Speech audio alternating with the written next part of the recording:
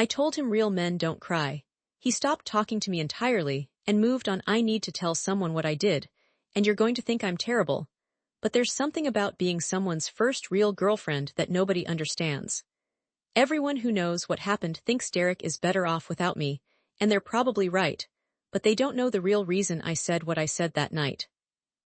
They don't know about the text I found, or about my dad, or about the promise I'd made to myself that I was never going to end up like my mother. The worst part about what happened isn't that I told him real men don't cry.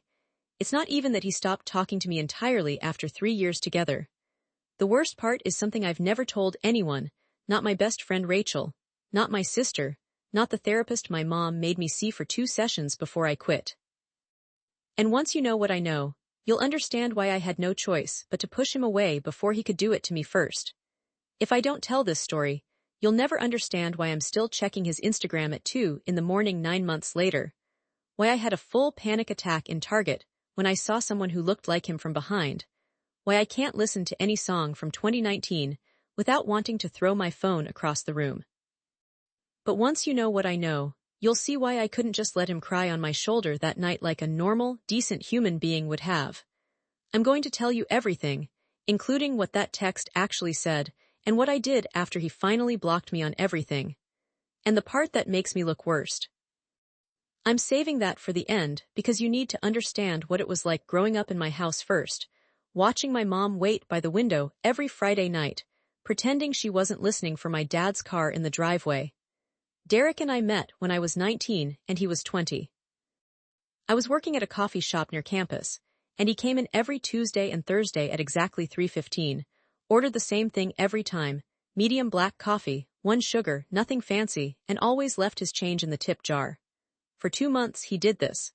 2 months of me watching him walk in, order, smile politely, leave. He had this way of looking like he was always slightly worried about something, eyebrows just a little furrowed, and I found it endearing in a way I couldn't explain. The day he finally asked me out, I'd had the worst shift of my life. Someone had yelled at me because we were out of oat milk, I'd burned my hand on the espresso machine, and my manager had made some comment about my attitude that made me want to quit on the spot. Derek came in at his usual time, and when I handed him his coffee, he said, "Bad day." I must have looked startled because he immediately got flustered. "Sorry, that was weird.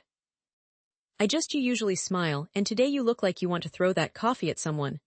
"Only if that someone deserves it," I said, and he laughed, actually laughed, and something in my chest did the stupid little flip. "I'm Derek," he said, like we hadn't been doing this dance for 2 months. "I know," I said without thinking, then felt my face go hot. "I mean, it's on your cup. I write it on your cup." He smiled, really smiled this time, and asked if I wanted to get dinner sometime. "Not coffee," he said, because he figured I was probably sick of coffee.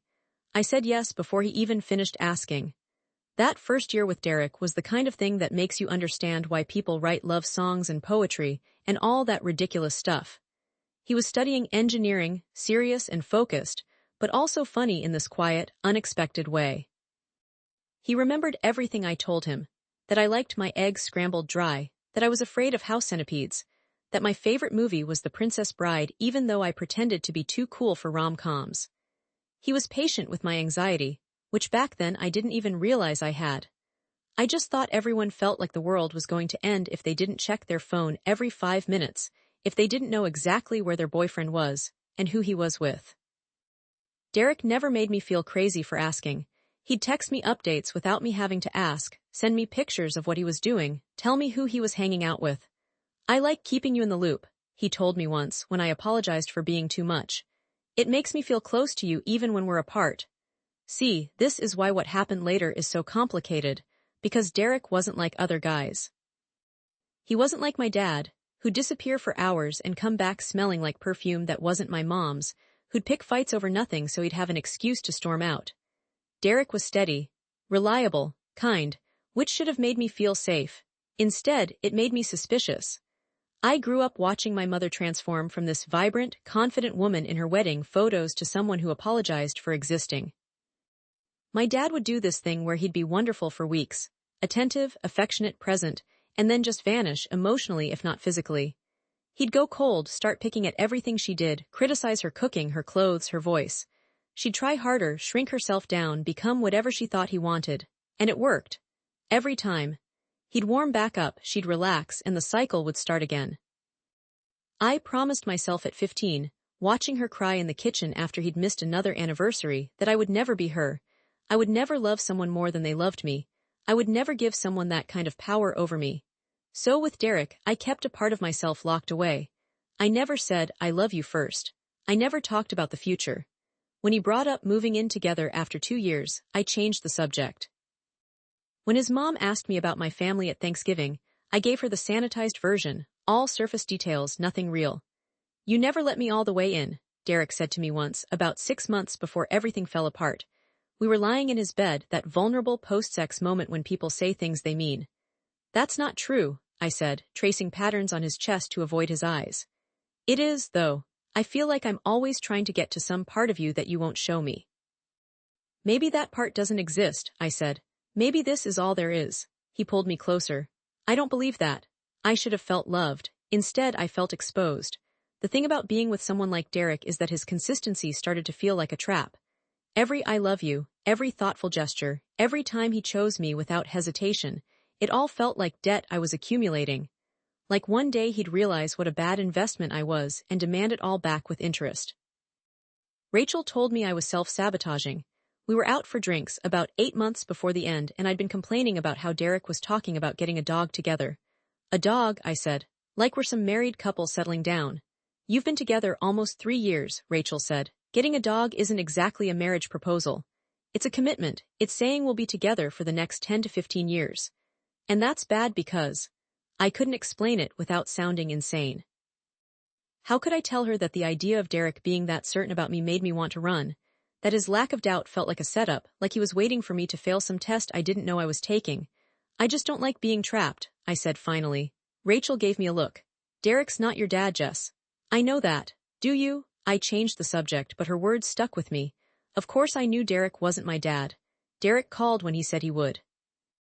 Derek didn't flirt with waitresses right in front of me. Derek didn't make me feel small. But knowledge isn't the same as belief, is it? You can know something in your head while your body, your instincts, your history tells you something else entirely. The night it all fell apart started so normally it's almost funny. We were at his apartment, watching some documentary about space that Derek was into. I was scrolling through my phone, half paying attention, when I noticed he'd gotten up to go to the bathroom and left his phone on the couch between us. It buzzed. I wasn't planning to look. I'd never been the kind of girlfriend who snooped through phones. I'd always prided myself on not being that person, that insecure, that controlling. But the screen lit up, and I saw the name Emma. Emma, who was in his engineering program. Emma, who he'd been partnered with for some major project. Emma, who was pretty and smart and had that effortless confidence I'd never managed. The preview said, "Thanks for today, you really get me." Just when I thought things couldn't get worse, Derek came back from the bathroom and caught me staring at his phone. Not holding it, not unlocking it, just staring at the screen like it had personally insulted me. "Everything okay?" he asked, and his voice was so gentle, so unsuspecting, that I wanted to scream. "Who's Emma?" I heard myself ask. He looked confused for half a second, then picked up his phone. "From my design class. We got coffee after class to talk about the project." "You got coffee with her?" "Yeah, at the library caf. We were working." "And you didn't think to mention that?" He sat down, and I could see him trying to figure out where this was going, recalibrating.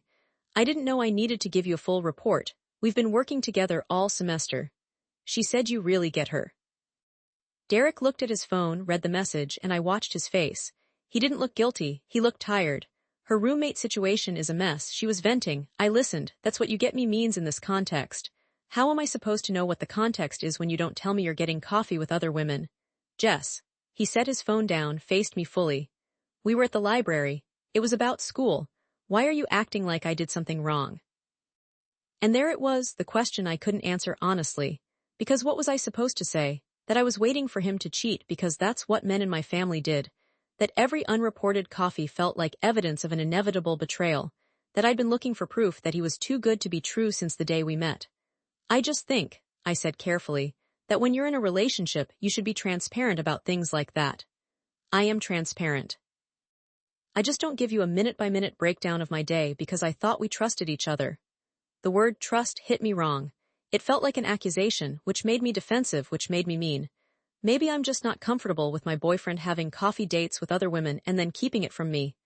I didn't keep anything from you, he said, and now I could hear frustration creeping into his voice. You never asked about my day. I would have told you if you'd asked. So it's my fault now. That's not what I said. It's what you implied. We went in circles like that for maybe 20 minutes, my anxiety spiraling, his patience thinning, both of us saying things we half meant and half regretted. Eventually he stood up. I need to take a walk, he said. I need to cool down before I say something I'll regret. Of course, I said. Run away, that's what you do when things get hard. He turned to look at me, and something in his expression made my stomach drop. When have I ever run away from you? When have I ever done anything but show up for you consistently for 3 years?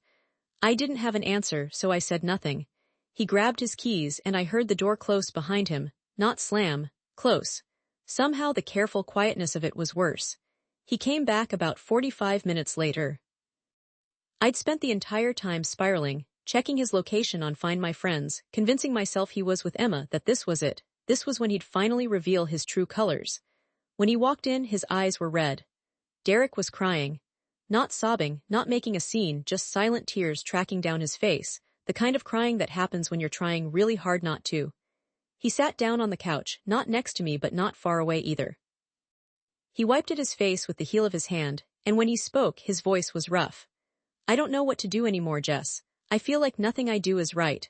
I feel like you're waiting for me to fuck up, and I don't know how to prove to you that I'm not going to. I should have moved closer. I should have said something kind, something real. I should have told him about my dad, about my mom, about the fear that lived in my chest like a second heartbeat. Instead, I watched him cry and felt something ugly rise up in me. Contempt, disgust. Not at him exactly, but at his vulnerability, at the way he was making himself small and sad in front of me. I thought about my dad, how he never cried, how he never showed weakness. I thought about my mom, crying in the kitchen, crying in the bedroom, crying in the car, always crying, always weak. And I heard my voice say, cold and clear, real men don't cry over something like this. The silence that followed was absolute. Derek's face did something I'd never seen before. It was like watching a light go out. He wiped his face one more time, stood up and walked to his bedroom without a word. I sat there on the couch, my heart pounding, waiting for him to come back out, to yell at me, to tell me to leave, to give me the fight I'd been unconsciously asking for. He didn't come back out. After 20 minutes I went to the bedroom door. It was closed. I knocked. Derek, nothing. Can we talk about this? Nothing. I tried the handle, locked. I'm sorry, I said to the door, but even as I said it I didn't mean it, not really. Part of me felt vindicated, like I'd finally pushed hard enough to find the limit to make him show me who he really was. I waited another 10 minutes then left. I texted him when I got home, I'm sorry about tonight. Can we talk tomorrow? He didn't respond. The next day nothing. I texted again. No response. I called, voicemail. Everyone online thought I was fine, but privately I was checking my phone every 30 seconds, my anxiety reaching levels I didn't know were possible. I told myself he was just making me sweat, that he'd reach out soon, that this was a normal fight and we'd work through it like we always did. Rachel asked how things were going with Derek. I told her fine. I posted an Instagram story of my coffee, artfully arranged, captioned with some quote about choosing happiness. Got 43 likes. Felt nothing. By day 3 I started to panic. I texted him, please just tell me you're okay. He responded, I'm fine, I need space. It was the first thing he'd said to me in 72 hours, and it felt like a bone thrown to a starving dog. I wanted to respect his space. I really did, but that night I drove by his apartment. His car was there. His lights were on. He was home, alive, fine, just done with me. Day 5 I sent a long text. An apology, an explanation, everything short of the full truth about my dad. I told him I was dealing with my own issues, that I shouldn't have said what I said, that I wanted to talk in person. His response came 3 hours later. I appreciate the apology, but I need more time. More time. Not a breakup, but not forgiveness either. I lived in that ambiguous hell for 2 weeks, barely eating, barely sleeping, constantly refreshing his social media for signs of life. I thought I was fixing things, but really I was making them worse. Every text I sent pushed him further away. Every attempt to explain myself dug the hole deeper. Rachel finally intervened. She came over and found me on the couch in the same sweatpants I'd been wearing for 3 days, my phone in my hand, Instagram open to Derek's profile.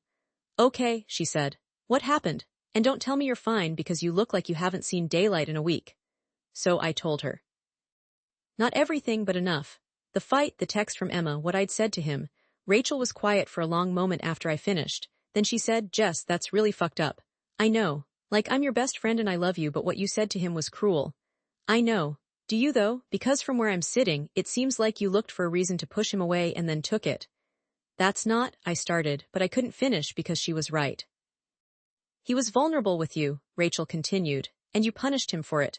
And now you're sitting here acting like you're the victim because he won't immediately forgive you. I'm not acting like a victim, she gave me a look. Okay, maybe I am, but Rachel, you don't understand. When I saw him crying like that, I couldn't. It reminded me too much of my mom, and I couldn't be the strong one, I couldn't be the one who has to hold everything together while he falls apart. Derek isn't falling apart, he was having a normal human emotion about the fact that his girlfriend doesn't trust him. I do trust him. Really, because getting coffee with a classmate is a pretty low bar for betrayal. I didn't have a response to that either. Week 3, Derek finally agreed to meet me. Coffee shop, public place, neutral territory. I got there 15 minutes early, ordered his usual medium black coffee, 1 sugar, and sat there rehearsing what I'd say. When he walked in, he looked different. Tired but also somehow lighter, like he'd put down something heavy. He sat across from me, saw the coffee I'd ordered him, didn't touch it. Thanks for meeting me, I said. Yeah, I've been thinking a lot about what happened and I want to explain. Jess, he interrupted, and his voice was kind but firm, I don't need an explanation. I need you to hear me and I need you to really listen. Can you do that? I nodded. I have been patient with you for 3 years. I have been understanding about your anxiety, your trust issues, your need for control. I have shown up for you consistently, I have never given you a reason to doubt me, and I have loved you even when you made it really hard to. Past tense. Loved. My chest felt tight. But the other night, he continued, when you said what you said, that wasn't about me. That was about you using my vulnerability as a weapon because it made you uncomfortable. And I can't be with someone who does that. I'm sorry, I said, and this time I meant it, but it was too late. I know you are, but sorry doesn't fix the fact that when I needed you to be kind, you chose to be cruel. Sorry doesn't change the pattern of you pushing me away every time we get close. I can't keep proving myself to you. I can't keep being punished for things I haven't done. I'll work on it, I said, desperate now. I'll go to therapy. That's great, he said, and he meant it. You should do that, but you should do it for yourself, not to get me back. He stood up. The coffee I'd bought him sat untouched between us. Derek, please. I hope you figure out what you're really afraid of, he said. And I hope you find someone who you can trust with all of yourself. But I can't be that person anymore. I can't keep waiting for you to let me in. He left. I sat there for another hour, staring at that cooling cup of coffee, before I finally accepted that it was really over. The months after were a special kind of torture. I did go to therapy, lasted 2 sessions before deciding my therapist didn't get it. I threw myself into work, into friends, into anything that would keep me from thinking about Derek. But social media made it impossible to fully move on. I'd see his friends post pictures from group hangouts. I'd check his LinkedIn and see he'd gotten an internship at some prestigious firm. I watched his life continue without me, and it looked fine. Better than fine, he looked happy. Meanwhile, I posted carefully curated images of my own apparently thriving life. Brunch with friends, concerts, that one weekend trip to the coast that I spent mostly alone, crying in a beach house, but you wouldn't know that from the Instagram grid. Emma posted a picture 6 months after our breakup, group shot from someone's birthday. Derek was in it, smiling, his arm around. No, I couldn't look. I closed the app, deleted it, reinstalled it an hour later, looked anyway. He'd moved on. Not with Emma, it turned out. With someone named Claire who worked in his building. I learned this from stalking her profile like a psychopath, piecing together their relationship through tagged locations and carefully vague captions. She looked nice. Warm. The kind of woman who probably didn't interrogate him about every female friend, who probably let him cry without making it about her own damage. I hated her. I hated him. Mostly I hated myself. Rachel staged another intervention around month 7. We were at her apartment and she'd made dinner, which should have been my first clue that this was serious. You're not over him, she said, not a question. I'm working on it. Jess, you checked his Instagram 4 times during dinner, I counted. Had I? I didn't even remember doing it. It had become such a compulsion, such an automatic thing, that I didn't register it anymore. I just want to know he's okay, I said weakly. He's okay, he's better than okay, he's happy, and you know what, you could be happy too if you'd stop torturing yourself. I don't know how. Start by blocking him, and her, and anyone else who keeps you tied to this thing that's over. I can't. Why not? Because if I blocked him, if I really cut the cord, then it would be real. Then I'd have to accept that I'd destroyed the best relationship I'd ever had because I was too scared to be loved the way I deserved. Because I'm not ready, I said instead. Rachel sighed. Then when will you be ready? when he gets engaged, when he gets married, when you run into them at the grocery store and have to watch him be happy with someone else in real time. The thought made me physically ill. There's something I haven't told you, I said, and then the whole story came out. My dad, my mom, the real reason I'd said what I said to Derek, the pattern I'd recognized too late, the fear that had driven every cruel choice. Rachel listened without interrupting, and when I finished, she was quiet for a long time. I'm sorry your dad is a piece of shit, she finally said. I'm sorry your mom showed you that love looks like suffering, but Jess, Derek wasn't your dad, you know that, right? Intellectually, yes. But emotionally, I was waiting for him to become my dad. And when he didn't, when he just kept being kind and steady and there, I couldn't handle it. It felt like a lie. It felt like he was hiding who he really was, and I kept pushing until I found the breaking point. Except the breaking point wasn't in him, it was in you. The truth of it sat heavy between us. I found the text I was looking for, I said. Not the one from Emma, that was nothing. But I found evidence that he wasn't perfect, that he could be hurt, that loving me was hard for him. And instead of seeing that as normal, as human, I saw it as weakness. I saw my mom. But you're not your mom either, Rachel said gently. Your mom stayed through all of it, you left. I didn't leave, he left me. Did he though, or did you make it impossible for him to stay? I didn't answer because we both knew the truth. Month 8, Derek blocked me. Not spitefully, I don't think. Just finally, completely closing the door I'd been trying to keep wedged open. I discovered it on a random Tuesday when my compulsive Instagram check revealed that his profile no longer existed for me anyway. The panic was immediate and overwhelming. I tried his other social media. All blocked. His number. When I called from my phone, it went straight to a generic voicemail. When I borrowed Rachel's phone to test, it rang normally. He'd erased me. I had a full panic attack in Target the next day when I saw someone who looked like him from behind. Same height, same hair, same jacket I'd bought him for his birthday our second year together. I stood there in the home goods aisle, hyperventilating, until the person turned around and revealed a completely different face. A kind older woman asked if I was okay. I lied and said I was fine.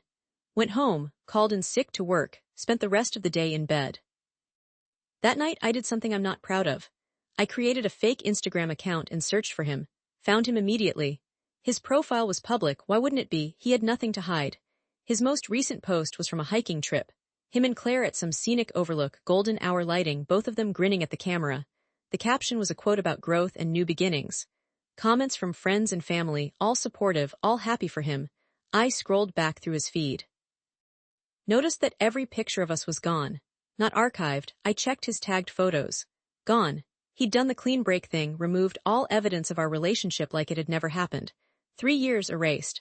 I wanted to feel angry, but mostly I felt erased too. Like if I didn't exist in his digital history, maybe I'd never existed to him at all. The fake account became my new compulsion. I checked it daily, sometimes multiple times a day. Watched his life unfold in curated squares. A promotion at work. A vacation to Portland. Claire meeting his family. His mom, who'd always been kind to me, who'd probably heard what I'd said to her son, who was now smiling at this new woman with the same warmth she'd once shown me. Everyone thought I was fine because I'd gotten very good at performing fine. I posted my own strategic updates, drinks with coworkers, a weekend trip with Rachel, a new apartment that I pretended to love even though I'd chosen it specifically because it was nothing like Derek's, because nothing there would remind me of him. The comments were supportive. Living your best life. You go, girl. So happy to see you thriving. I was thriving the way a plant thrives in a pot too small for its roots. Technically alive, but stunted, struggling, slowly dying from constraints I'd placed on myself. Month 9, I saw the post that broke me. Derek and Claire at what was clearly a fancy restaurant, dressed up, her hand visible in the foreground of the photo, a ring catching the light. Engaged. He was engaged. 9 months after our breakup, Derek had met someone, fallen in love, and decided to spend his life with her. 9 months, and he'd done with her what he'd never been able to do with me, move forward, build something, trust enough to make a promise. I closed the fake account, deleted it, promised myself I was done, made it 3 days before I created another one. But this time when I looked at his profile, I tried to see it differently, not as evidence of what I'd lost, but as evidence of what he'd escaped. He looked happy, not the performance of happiness that I'd mastered, but actual happiness. Lightness. Peace? I'd given him that in a way. By being who I was, by saying what I'd said, by pushing until he finally let go, I'd freed him to find someone who didn't make love feel like warfare. The thought didn't comfort me the way I'd hoped it would. I'm still checking his Instagram at 2 in the morning sometimes, though less frequently now.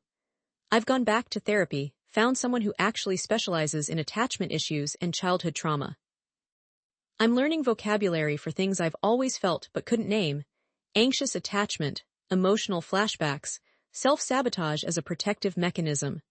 My therapist asked me recently what I would say to Derek if I could say anything without consequences.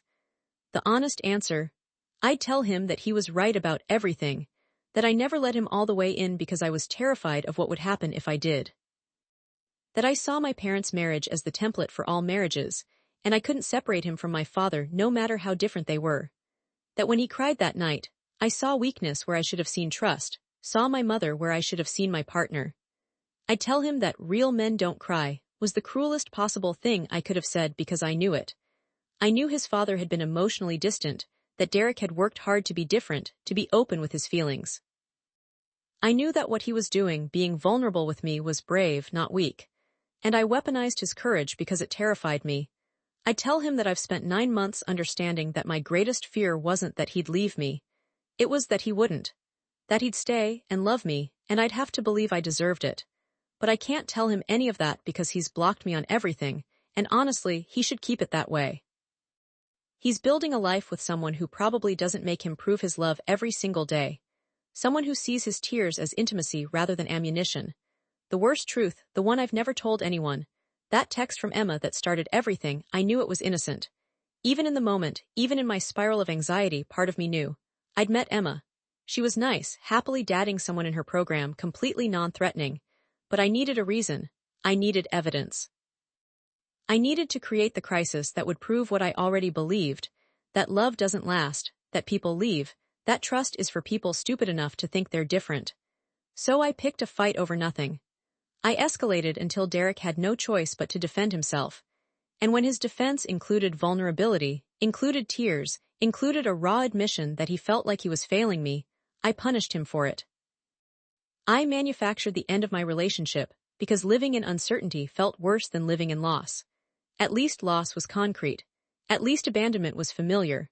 My therapist says this kind of self-awareness is progress, that recognizing the pattern is the first step to breaking it. But self-awareness doesn't make me less alone. It doesn't make me check his Instagram less often. It doesn't make me stop wondering if I'm capable of the kind of love that doesn't destroy itself. I saw my mom last week. We had lunch, and she talked about my dad like she always does, with this resigned affection that makes my skin crawl. He's set in his ways, she says. He doesn't mean it when he's cruel.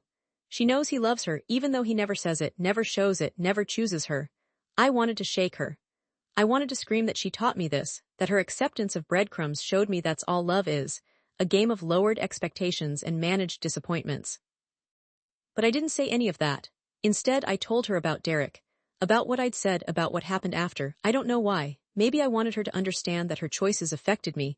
Maybe I wanted her to see what her version of love had taught me. She was quiet for a long time after I finished. Then she said, "Your father cried once, early in our marriage. I didn't know what to do with it. It scared me." "What did you do?" I asked. I left the room. When I came back, he'd pulled himself together and we never talked about it. He never cried in front of me again. We sat there, 2 women who'd learned the same terrible lesson in different ways, that male vulnerability is dangerous, that emotions are weakness, that love requires someone to be strong and someone to be small. "I'm sorry," she said finally. "I didn't know I was teaching you that." "You didn't teach me anything," I said, defensive. "I made my own choices." "Did you, though?" The question haunts me, because yes, I made my choices. I said what I said. I pushed Derek away. But how much of that was choice and how much was programming? How much was me, and how much was the scared little girl watching her mother cry in the kitchen? I don't have an answer.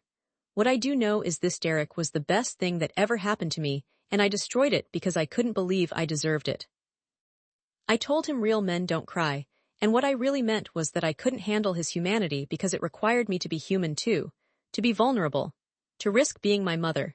He stopped talking to me entirely and moved on, and he was right to do it. The healthiest thing either of us did in that relationship was him deciding he deserved better than someone who punished him for loving her. I posted an Instagram story yesterday. First one in weeks. A sunset from my apartment window, no caption, got 37 likes. 1 comment from Rachel, a heart emoji. Derek didn't see it, obviously. He's blocked me. He's engaged. He's happy, and me, I'm working on it. Some days I believe I can be different than my mother, that I can learn to trust, that my next relationship won't be a repeat of this pattern. Other days I'm not so sure, but I keep going to therapy. I deleted the fake Instagram account, for real this time, I think. I'm trying to build a life that isn't defined by who I lost or how I lost them. The truth is, I'm telling this story now because I need someone to understand what I did and why I did it. Not to forgive me, I don't deserve that, but to witness it. To confirm that it happened, that it mattered, that those 3 years existed even if Derek has erased all evidence of them. I need someone to know that I loved him in the only broken way I knew how, and it wasn't enough, and that's something I have to live with. Everyone thinks I'm fine. Maybe someday I will be. But right now, at 2 in the morning, when I can't sleep and my phone is in my hand, and I'm fighting the urge to search for him one more time. Right now, I'm just the woman who told the best man she ever knew that real men don't cry, who watched him stop talking to her entirely, who is still trying to understand why she needed to destroy the thing she wanted most. That's the truth. That's what really happened. And I still don't know if understanding it makes any difference at all.